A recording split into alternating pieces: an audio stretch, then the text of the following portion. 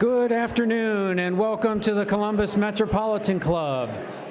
I'm Doug Buchanan, the editor-in-chief of Columbus Business First. I'm also a member of the CMC Board of Trustees. I'm so pleased that you're all with us here today.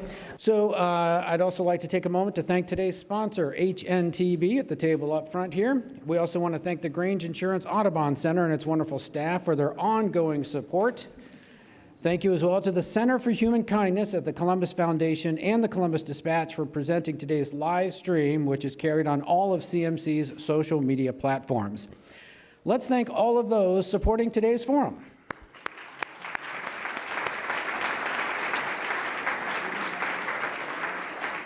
All right, on with the program. Could Columbus finally be close to welcoming back passenger trains? In much of the world, a capital city without passenger rail would be unthinkable, yet that's been the case here in Columbus since, yikes, 1979. That year, Central Ohio bet all of its transportation chips on cars, buses, and airplanes, and our transit puzzle has been without passenger trains of any kind since then. I just confirmed with our panelists that we are the country's second largest city without any passenger trains. Does anybody know what the first one is? Yes? Oh, everybody knows it. All right. Very good, though. Very good. Yes, it is Phoenix, and obviously Phoenix sounds like a lovely place, but we're better than them, so we should have that. All right, with the passage of President Biden's infrastructure bill, plus encouraging signals from the DeWine administration, is the stage finally set for Amtrak's return to Central Ohio? Panelists, we look forward to hearing that answer today. Let's please welcome William Murdoch, Executive Director of the Mid-Ohio Regional Planning Commission.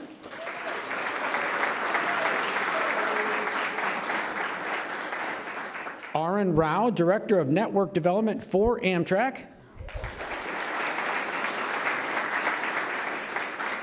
Aaron Rosiello, Vice Chair of All Aboard Ohio. And our esteemed host, Elizabeth Blunt McCormick, President of Uniglobe Travel Designers. Elizabeth, we look forward to the conversation. Well, good afternoon, everyone. I appreciate everyone being here.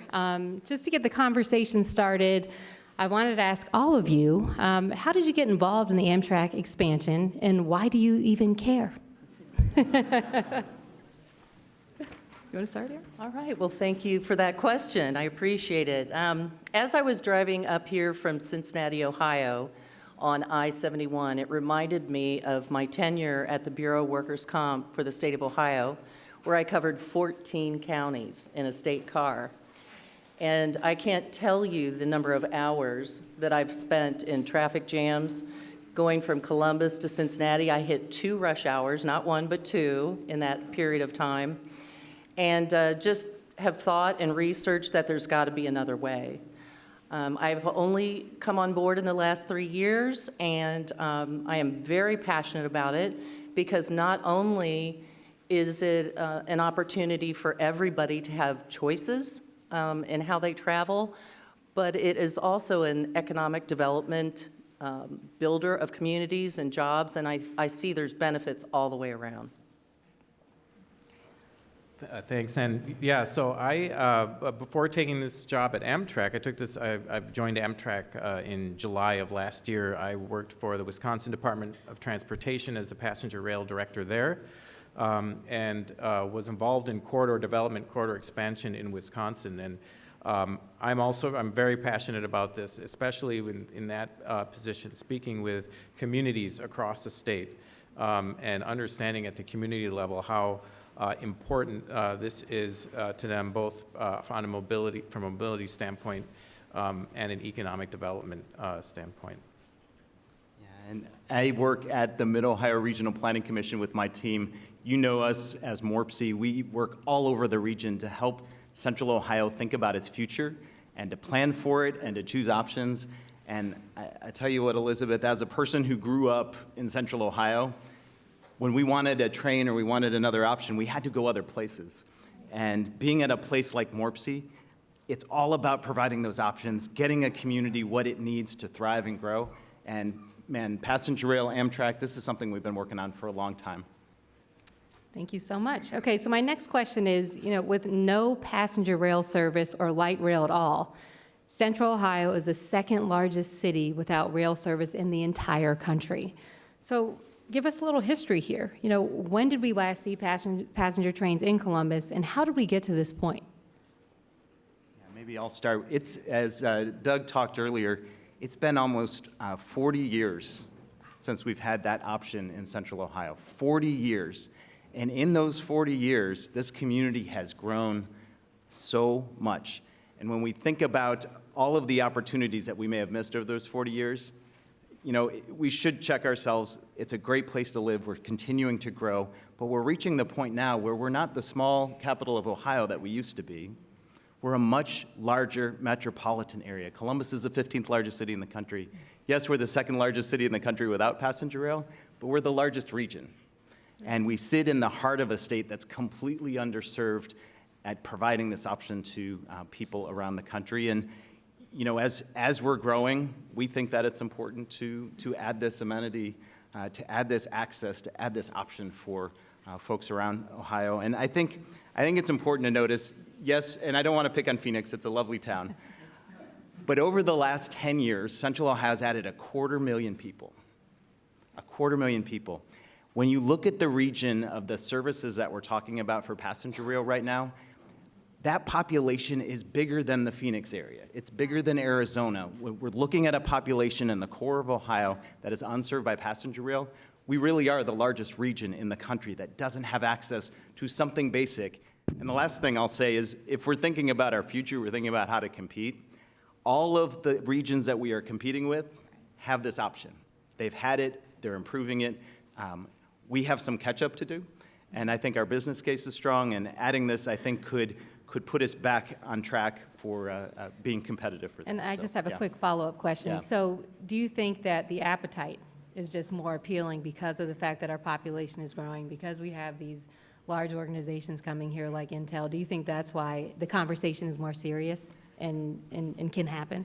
Well, yeah, that's a great question. So one of the roles that we do, and I won't get too technical on the audience, we're transportation planners for Central Ohio.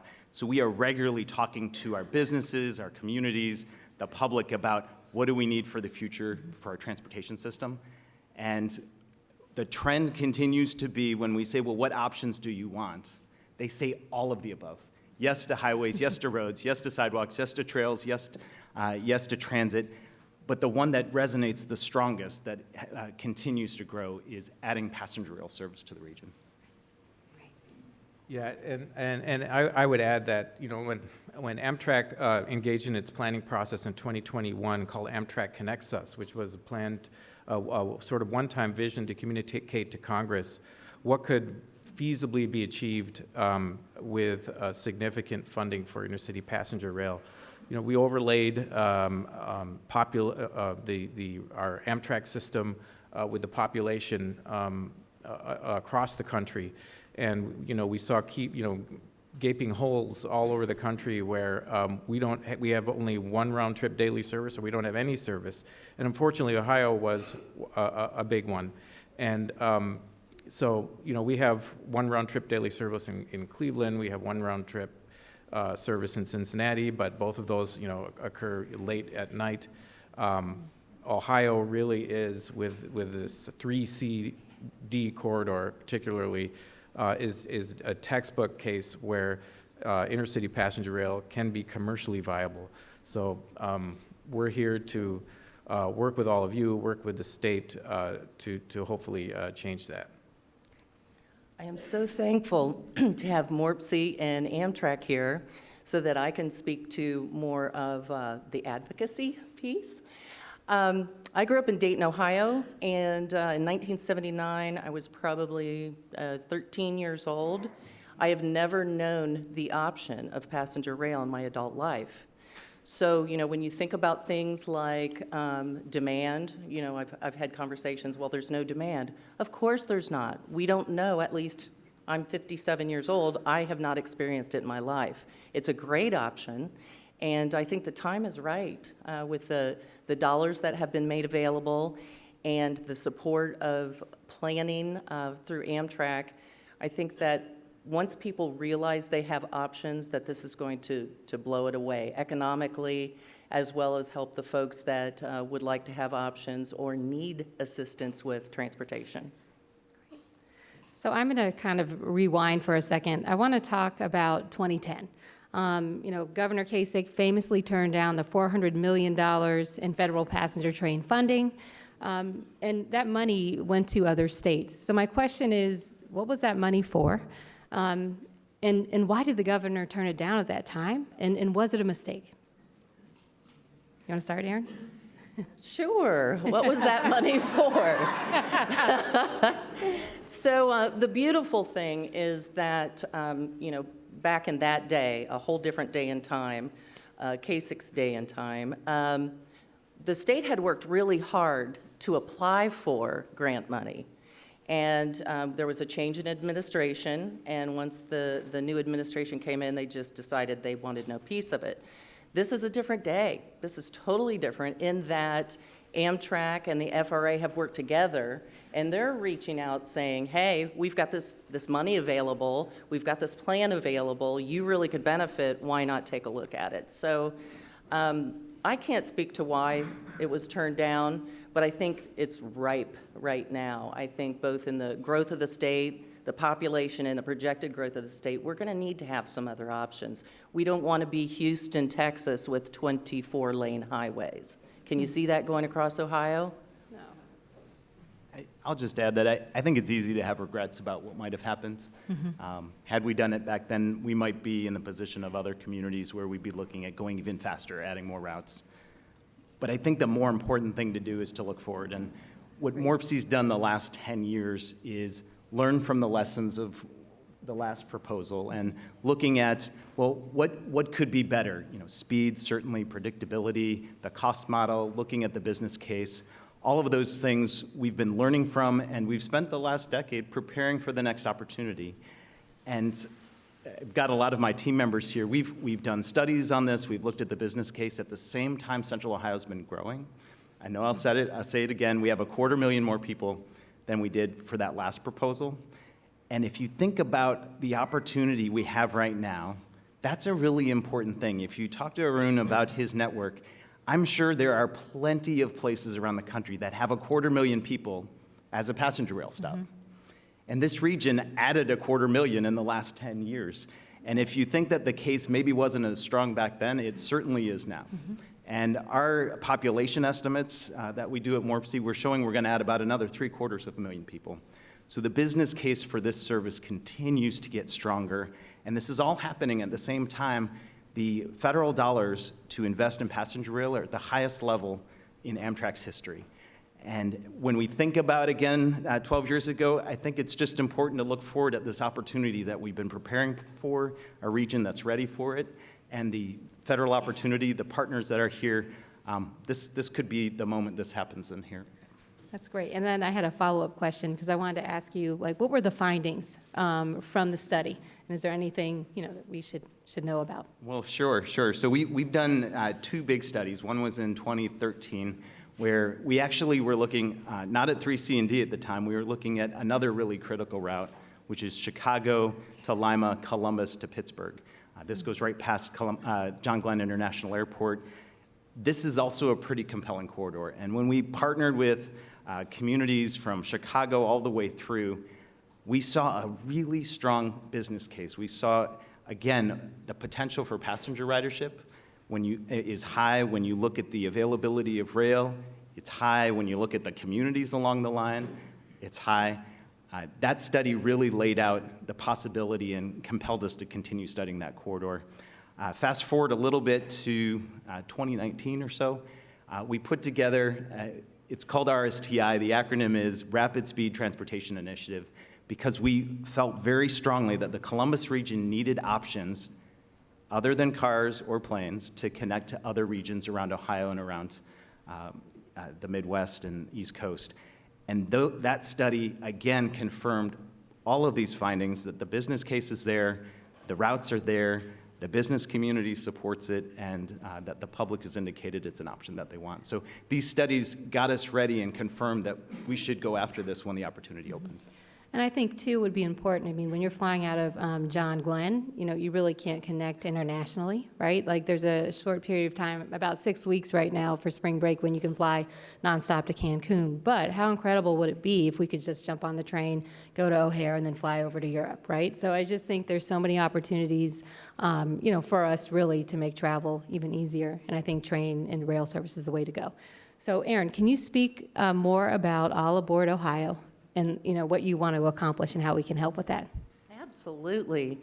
One thing that I would like to point out is this year is the 50th anniversary for All Aboard Ohio. So they've been working at this for quite some time. I'm relatively new on board this is now my 3rd year. Basically, our job, the reason we exist, is to increase public awareness, you know, to let folks know about passenger rail and the need for it, for intercity travel as well as local public transit in Ohio.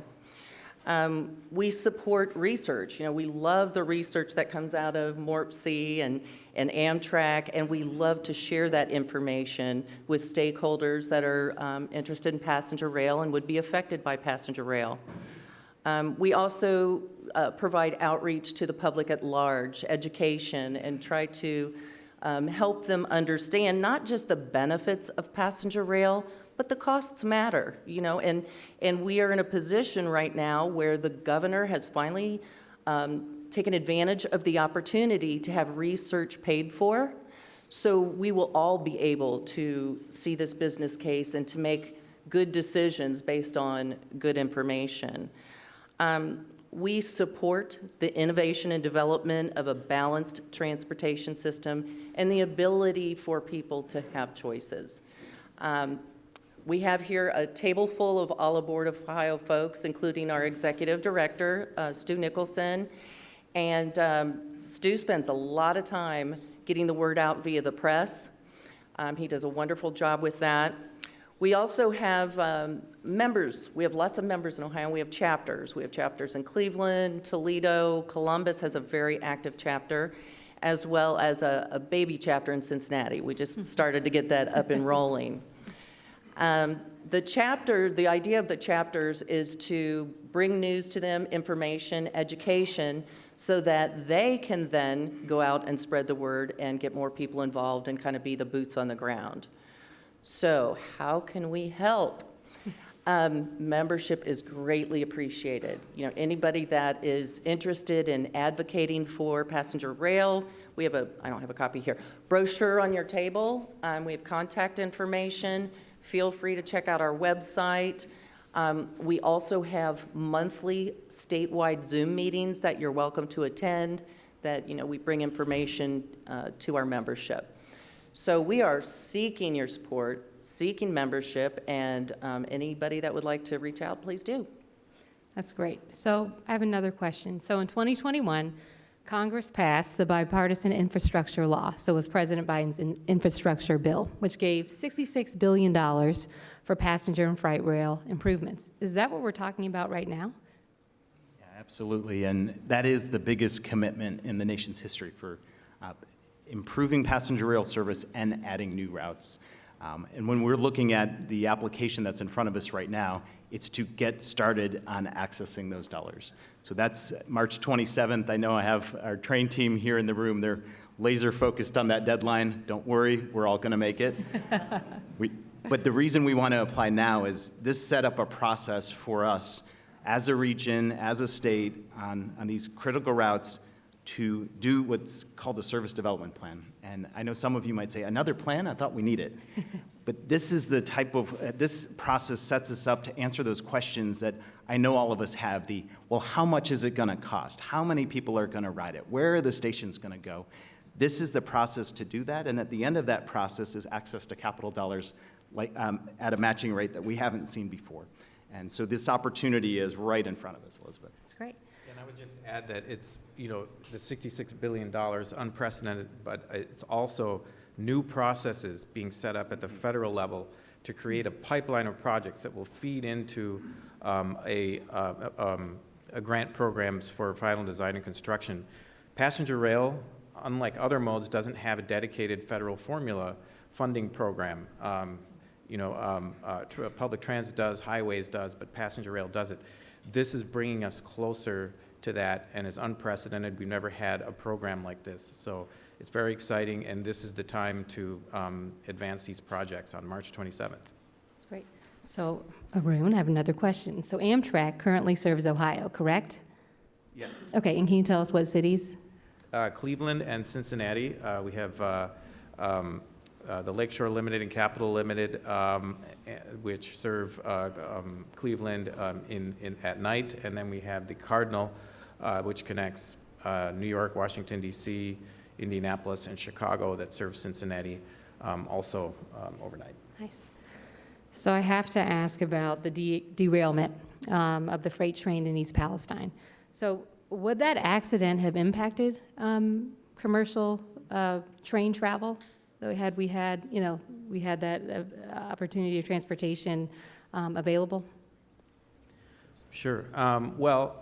So when Amtrak starts a new passenger rail service, we have, I'll start by saying, we have a robust safety process, safety inspection trips, safety system planning that has to be in place before we start a new service. And the very improvements that we need to do, capacity improvements, signaling improvements, grade crossing improvements, the very improvements that are needed to introduce passenger rail are going to enhance safety of these rail corridors. We have passenger trains across the country on shared use freight corridors, and Amtrak is today one of the safest modes of transportation that we have in this country. This will be a shared rights of way with the freight railroads, passenger service in Ohio. But we will have, again, significant capacity improvements and other improvements, and we'll be able to have a very successful shared use service here, working with our host railroad partners. That's great. And if I can add to it, I mean, what happened I think we all agree what happened in East Palestine was a tragedy. And when we think about the kind of planning we're contemplating in Central Ohio and parts of the state, I think it shines a spotlight on just how important rail safety is. And this isn't just about freight, it's not just about passenger, but part of the dollars and the planning we're going after, to emphasize your point, is to look at these routes and how we can make them safer. Safer for freight, make it able to accommodate passenger rail service. This is a really important moment for us. Yes, we want to add passenger rail service, but also we all know that Columbus is a logistics hub. And those freight rail lines are so critical to us, and that safety is paramount. We have a number of member communities of MORPC here, and I think all of them have freight rail going through their communities. They're concerned about safety, and if anything, going after passenger rail and these fundings will allow us to really look at those corridors and make sure that we can learn from that lesson and make them safer. That's great. And I think one thing many people don't realize about Amtrak is that Amtrak actually doesn't own most of its tracks. So it uses tracks that belong to freight railroads, right? Okay. So who actually owns the tracks and that a Central Ohio Amtrak would use? Do you have any ideas? CSX and Norfolk Southern, two Class 1 railroads, own a large part of the 3CD corridor that we'd be working with. And like we had talked about, in the Northeast, that's owned by Amtrak. So I guess it just depends on where you're located in the U.S. on whether or not. Amtrak does own railroad on the Northeast corridor, of course, from Boston all the way down to Washington, D.C. We also have a significant stretch of ownership in Michigan between Chicago and Detroit and Pontiac, where we operate at 110 miles an hour. And then there are little other smaller pockets across the country where we own railroads and yard depots. And in addition to that, the route we're studying from Pittsburgh, Columbus to Chicago, most of the segment from Columbus to the Ohio River, so right through Newark, that is owned by the state of Ohio. And so when we're thinking about how to move a project forward there, we have a different ownership structure there that could be advantageous to us. And could probably provide some jobs, right, and some economic Well, we hope improvement. so. Yes, absolutely. Right. Okay, so I think that when we think of, high-speed trains, we probably think of, Europe and Japan. But China has 26,000 miles of high-speed track. So when we're talking about Amtrak here in Central Ohio, are we talking about speeds that are 220 miles per hour, or how fast would our train run? Do we have any information on that? Yeah, and this process that the state is going to be applying for, the Corridor ID program, will be looking at what is the right fit for Ohio in this corridor, what are the right speeds, what's going to get you, what's going to balance the travel time and the benefits with the capital investment. But the Amtrak speeds can range anywhere between 79 miles an hour, which is sort of standard, to 90 to 110. We go to 110 miles an hour between Chicago and St. Louis, Chicago and Detroit, and stretches of 90 miles an hour in other parts of the country. Of course, on the Northeast Corridor, it is faster, speeds up to 165, but that is Amtrak-owned infrastructure. Anywhere in the range of maximum speeds of 79 to 110 on certain stretches, potentially, we would be looking at as part of this federal corridor program. That's great. So I want to talk about brass tacks for a second. So say everyone is on board with Amtrak's return to Central Ohio. So what's the cost to the state, both in terms of starting the service up and then in terms of the annual subsidies as well? Well, I know that's the question everybody wants answered, and the answer to this may not be satisfactory to you, but it's an important step. Is this study that we're applying for the Federal Railroad Administration to do will get to those brass tacks. It will answer the capital investments. It'll look at potential operating, and that's really critical. I do want to pivot back just for a half second, if you'll let me. 79 miles per hour is competitive with car travel, and so if you're a business person or wanting to go to a game in Cleveland or Cincinnati or something like that, whatever the reason, knowing that it's about 2.5 hours, you think of travel and time, that becomes competitive. That becomes something that's going to be really compelling to you. But I have to tell you, you were so modest about the 110 miles per hour. We went up to Michigan last year.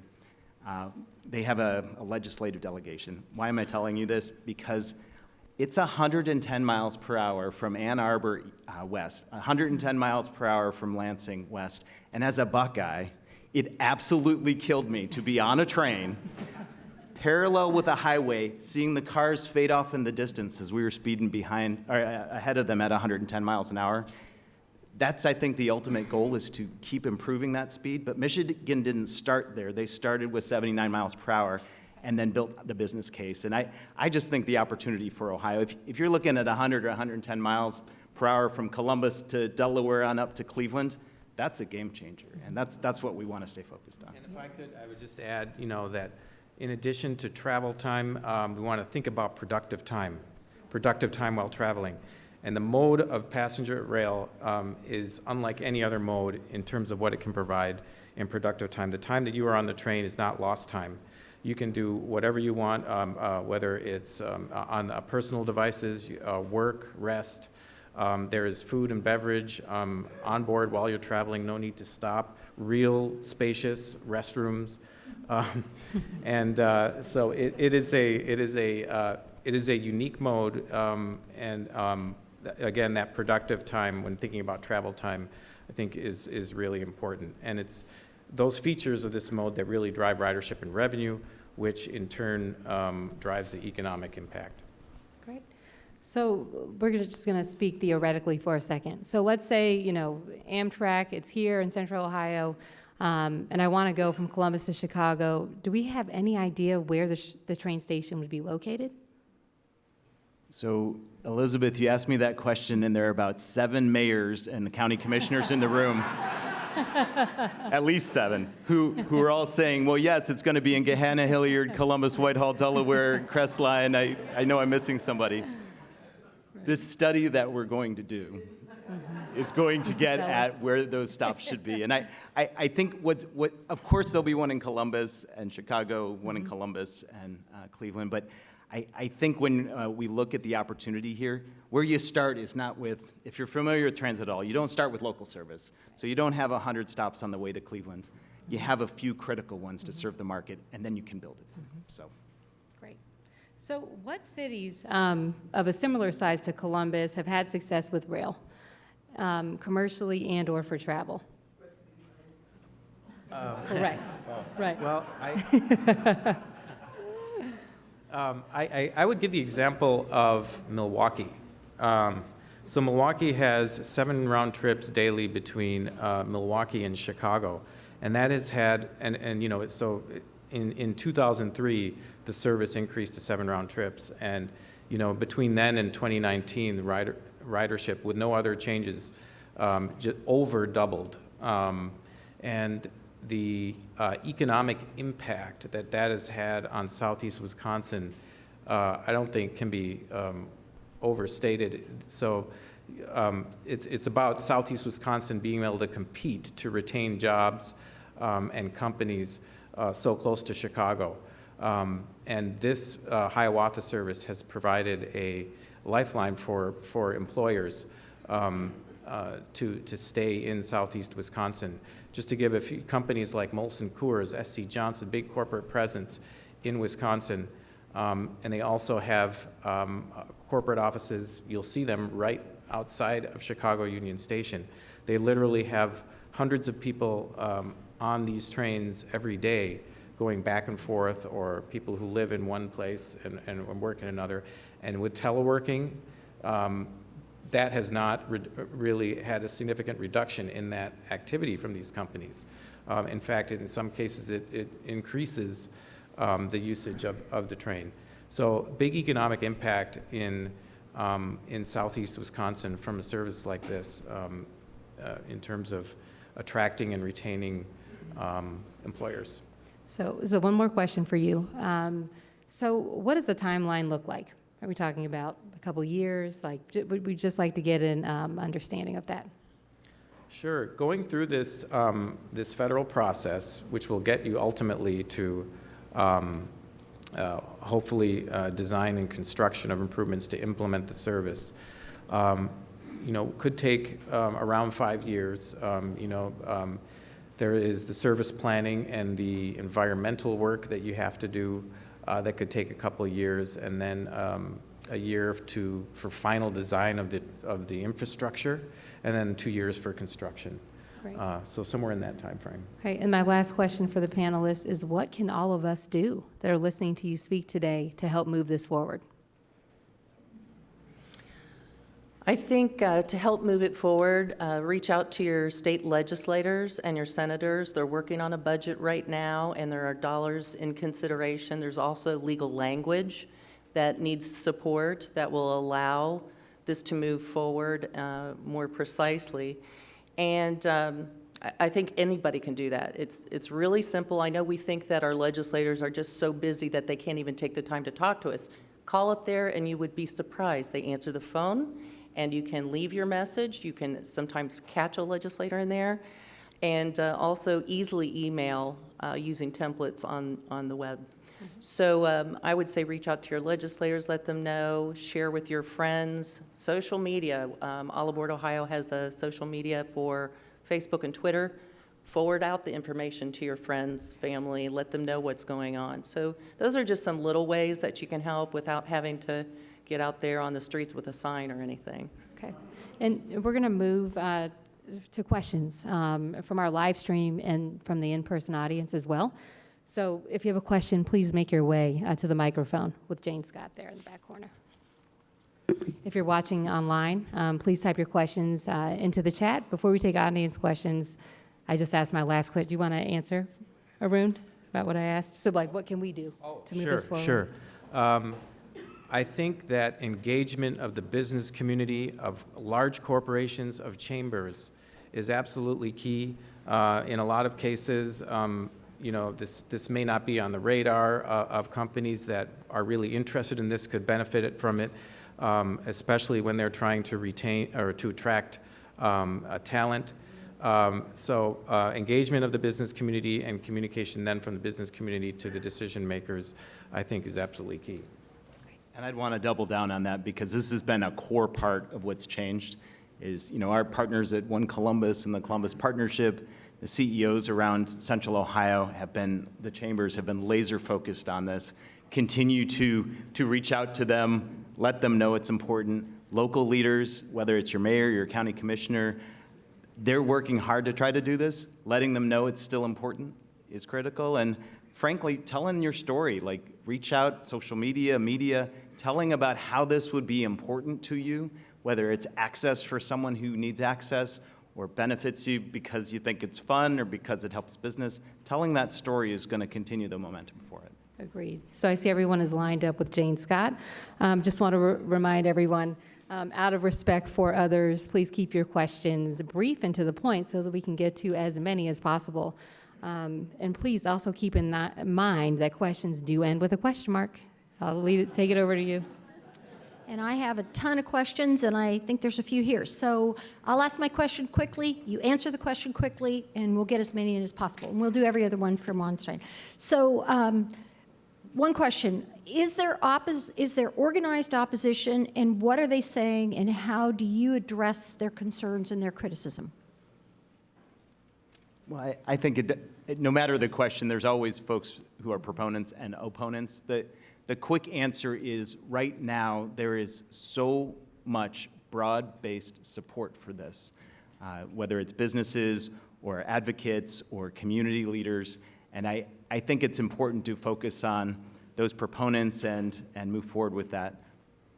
I would just add that, there's a lot of questions, and rightly so, of how much is this going to cost, both the capital cost and ongoing operating support that would be needed. But it is absolutely critical, and this study that is going to be going on with the FRA once we're in this program, to communicate the economic impacts and return on that investment and make the business case, and that's what is going to be able to be done as we go into this process. All right, Jeffrey Fell, Geosite. Thank you for all the panel members. It's a great conversation. You can tell there's a lot of interest.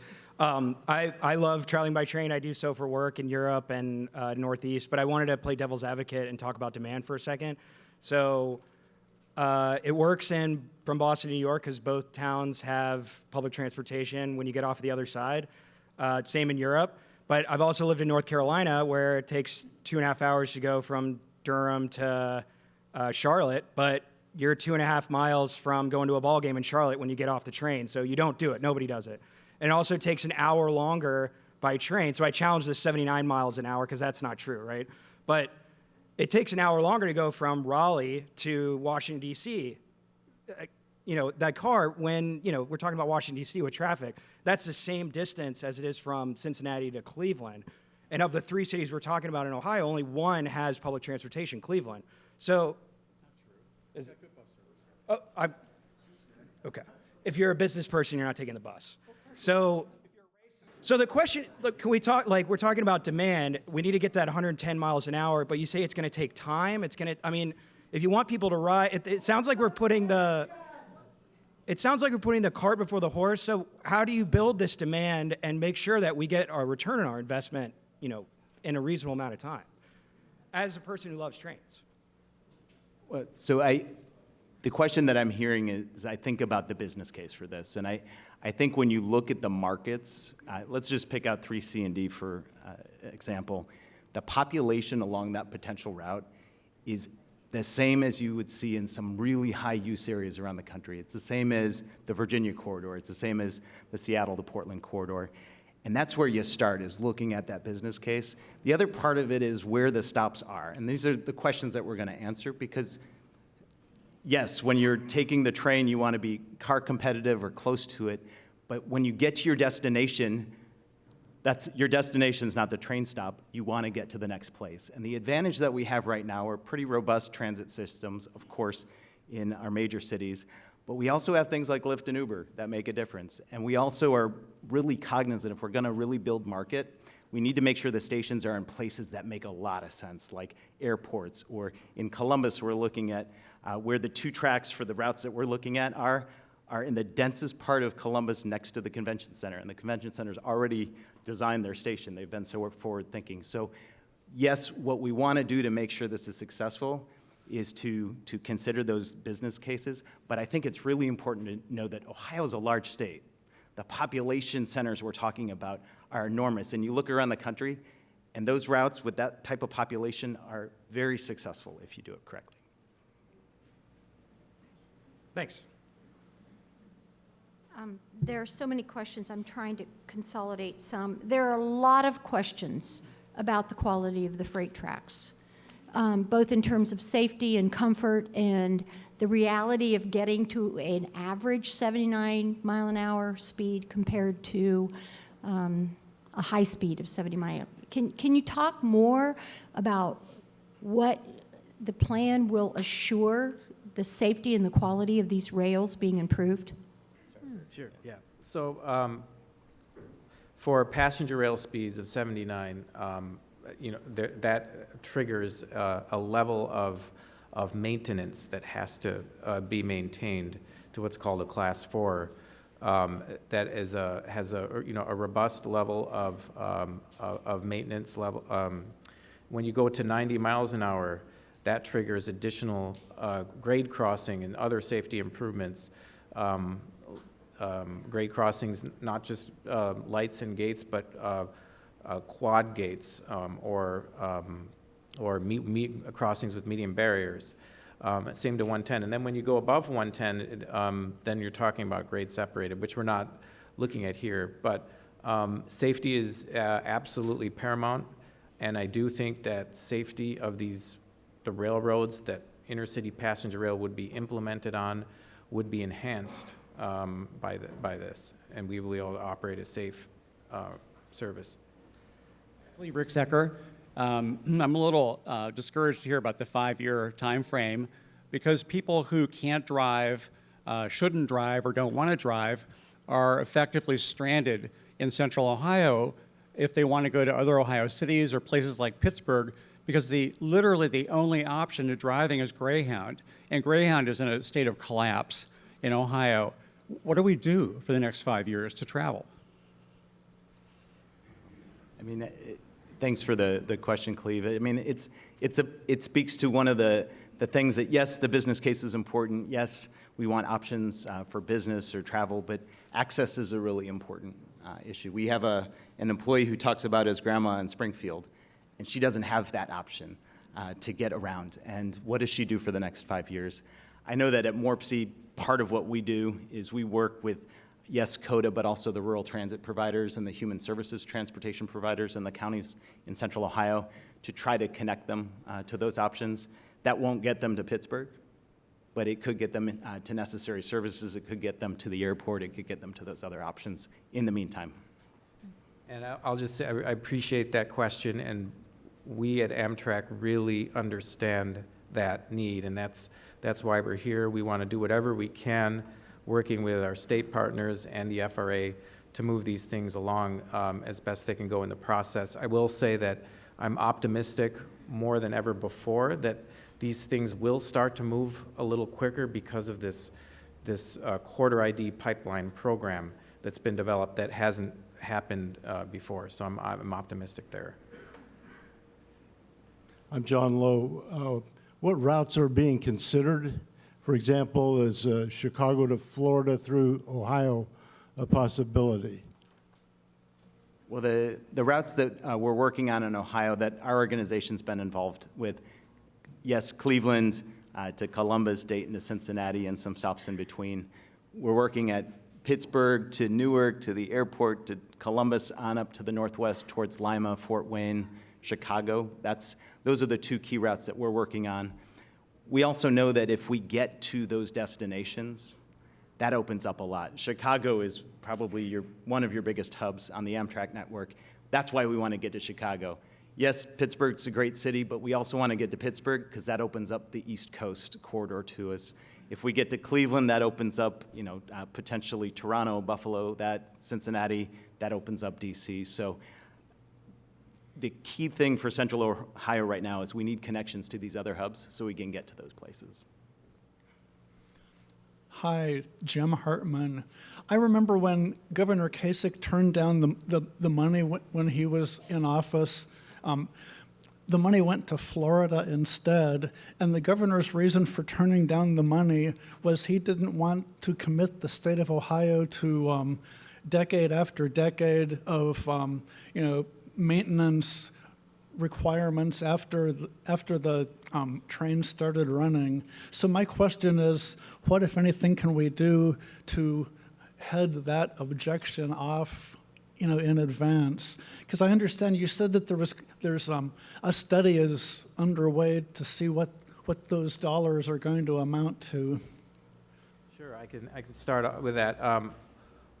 Again, things are very different now, especially with these federal programs. A very important federal program now that is available for new services is that federal funding can be applied for to help cover what would be the state operating support for the first 6 years of service. And that's designed to be that 6 years, a startup period during which ridership and revenue will ramp up and build, and then the need for operating support will be less. So that is a huge opportunity that's going to change the dynamic.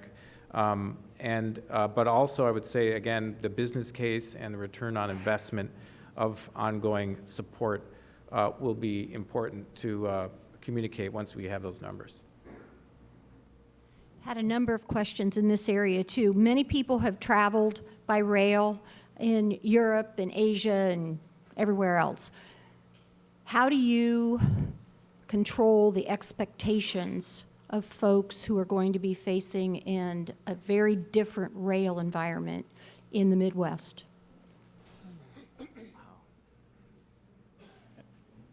I mean, I worry about people who go up to Michigan and see the 110-mile-per-hour service. Not to diminish your expectations as an international leading community. I think it's important to look at the experience. And we're, yes, car competitive, but we've talked a lot about the comfort of the train, the availability of different options when you're on the train. Those are things that I think will surprise people, that if we have access to that, we haven't had it before. And I think that's going to be compelling as we look at how to get to faster speeds. I think the experience is an important part. Yeah, I would agree that safe, reliable, and very comfortable transportation option that is travel time competitive. It's not European or Chinese or Japanese speeds, but it is a profound, I think, option and change of what's available in this part of the world. Yeah, it's more if you say it in metric, though. Lee Martin, CTL Engineers. I just wanted to reinforce Mr. Murdoch's comments because I came from the Central Ohio Builders Exchange construction conference this morning, and they talked in the economic forecast section about how the Midwest is going to be the economic driver of the country in the years and decades to come. So those comments were very apropos, and they're being said at OSU today as well. Also, I worked years ago in Lancaster, Pennsylvania, which is the heart of Amish country, and I could get on Acela and go to DC or Philly or any place like that, and what a marvelous thing personally and professionally for business. Plus, they don't tell you to shut your phone off. And then in Miami, to overcome the first mile issue that was brought up earlier, first and last mile, you can get on a big train in West Palm Beach, transfer at an intermodal station to a light rail, and then transfer to an autonomous trolley and go all through downtown Miami, and you can be there in half the time it takes to drive a car. Wow. So those are my comments. Thank you. And we have no middle seat and no security lines. I'm Bill Allman. I have a vast transportation career. My first question is, why don't all of you who want to see how a grassroots, all aboard Ohio organization works come to our meeting this Saturday morning at the Grandview Public Library at 10 a.m. and air out there? You'll have very good listeners. My second real question is, warranted or not, to some people, Amtrak has a bad stigma in the Midwest. So my question is, why don't you think about trying to relabel the service to a name that would not have any association with a bad stigma? When I am in Columbus and I want to go to Cincinnati, I would love to take the Cincinnati Rapid, and I would love to take the Cleveland Rapid. But you're asking me to take unproven Amtrak? Let's think about relabeling it. Thank you. Do you want to say anything? Well, yeah, no, I would just, say that as I've traveled across the country in this position, there is Amtrak is actually a beloved name by many communities across the country, I've found.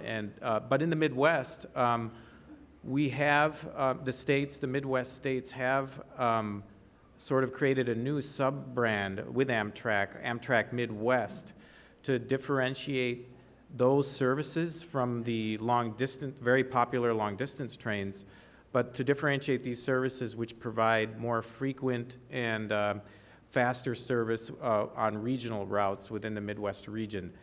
So that's one example of where we've adjusted the brand to meet those expectations. I'm Thea Ewing. I'm with HNTB here in Columbus. And I was just curious. I talk to many businesses often around town about this, and they don't know very much, and they don't know how to get involved. So especially Aaron and William, do you guys go out and talk to businesses or brief them, do lunch and learns so that they can maybe go advocate for themselves? That is a great idea, and we need to do more of that. Getting engaged with chambers of commerce and being able to present to businesses is a great way to get that message out. We need more volunteers to have the ability to do so, to reach out to that community, but at the moment, we do it hit or miss. We need to do a better job of that. Yeah, and if I can just add to that, and first, just as an aside, the woman standing at the microphone was the powerhouse behind all of the work we did at Morpsey the last 10 years.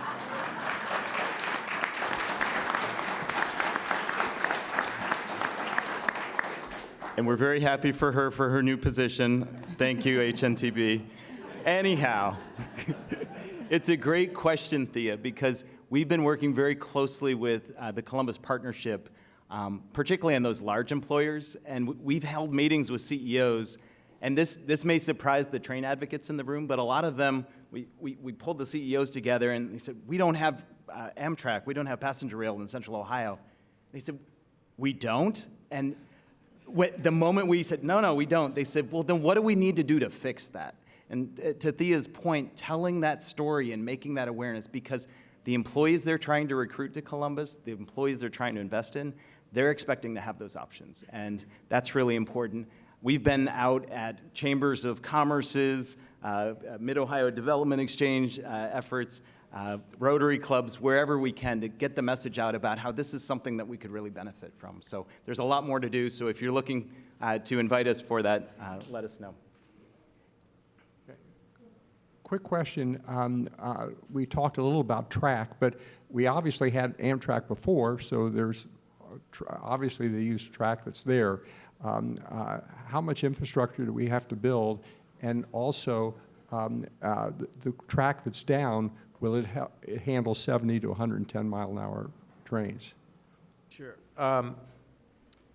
So the CSX and the NS for the trains that would be operating on the 3C corridor would be on have a great deal of freight traffic, as you all know.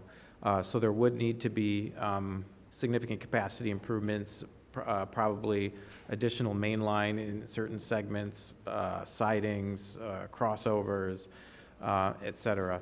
On some parts of the, former National Limited, I mean, there are parts of that would need to be rebuilt completely. And similarly for, as you mentioned, Chicago, Fort Wayne, Columbus, great right-of-way there. It would need some track rebuilding and significant improvements, though, for passenger service. Yeah, and just to add to that, this application we're making to the Federal Railroad Administration will help answer those questions. It'll help lay out where we need to make those improvements. And I'll just finish by saying It's so important in Central Ohio that as we get bigger, we grow better. And that means we need more options in transportation, but that also means we need to invest, and we need to invest it really soon. We're growing quickly, investing in all different transportation modes, especially passenger rail and freight rail, to improve that. That's really a big part of growing better. Well, everyone, I do wish we had more time, but I'm getting the wrap-up signal, so I'll hand it over to Doug Buchanan with closing remarks. All right. Well, I hope you found today's forum lively. It was certainly livelier than I was expecting, and I hope I feel like sometimes we're preaching to the choir here at CMC. So definitely take these discussions back to your workplaces, back to your friends and family networks. Because I agree, we need to convince people of the need for this for our future.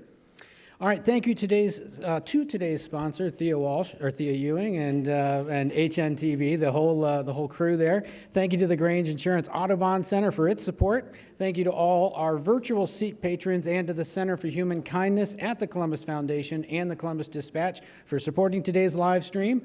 And a very special appreciation to today's speakers, William Murdoch, Aaron Rao, Aaron Roselio, and Elizabeth Blunt McCormick. Let's have a round of applause for them.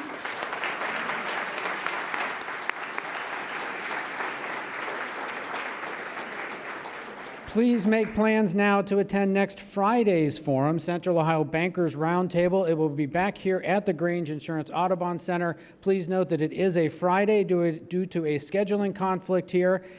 Please also take a moment to answer the short survey that's in your forum flyers. Thank you, everyone. We couldn't do this without you. Have a great rest of the day.